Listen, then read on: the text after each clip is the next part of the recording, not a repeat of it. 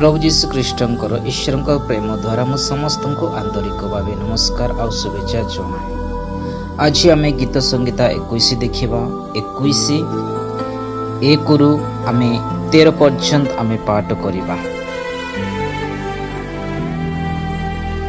हे सदा प्रभु राजा तुम बलरे आनंद करिवे और तुम परित्राण रे से केड़े महानंद करिवे।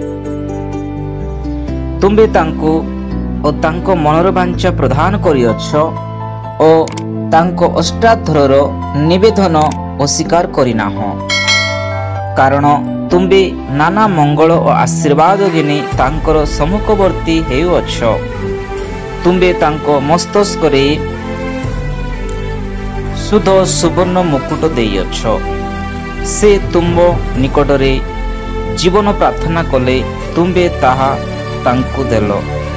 आहुरी अनंत काल स्थायी दीर्घायु दान कल। तुम कृत परित्राणर तांकर महागौरव होइअछि। तुमे तांको उपरे संभ्रम और प्रताप अर्पण करुअछ।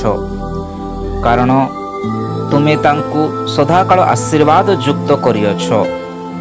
तुम्बे आपणा श्री चामुर आनंदरे तांको उल्लसित करुअछ।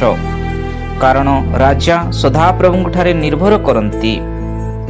पुणी सर्वपरिस्तंक स्नेहपूर्ण करुणा हेतुरु से विचलित न हेबे। तुम्ब हस्त तुम्ब शत्रु समस्त को धरिब। तुमर दक्षिण हस्त तुमर घृणाकारी मानंकु धरिब। तुम्बे आपणा क्रोध समय रे सेमानंकु प्रचलित भाटीतुल्य करिब। सदा प्रभु आपणा कोपरे सेमानंकु ग्रास करिवे। पुणी अग्नि सेमानंकु भक्षण करिवे। तुम्बे पृथ्वीरु सेमानंकर फल और मनुष्य संतानगणक मध्यरु सेमानंकर वंश लोप करिव। कारण सेमाने तुम निकटरे अनिष्ट चिंता कले।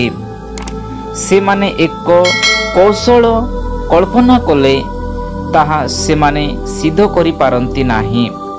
तुम्बे सेमानंकर पृष्ठ फेराइब और तुम्बे सेमानंकर मुख विरुद्ध रे आपणा धनु कूर्ण सज्जित करिब। हे सदा प्रभु निज बलरे उन्नत हुओ। तहिरे आंबे माने तुम पराक्रमर गान और प्रशंसा करिबो। ए गीत संहिता प्रति प्रभु समस्त को आशीर्वाद और अनुग्रह दान करंतु। आमेन।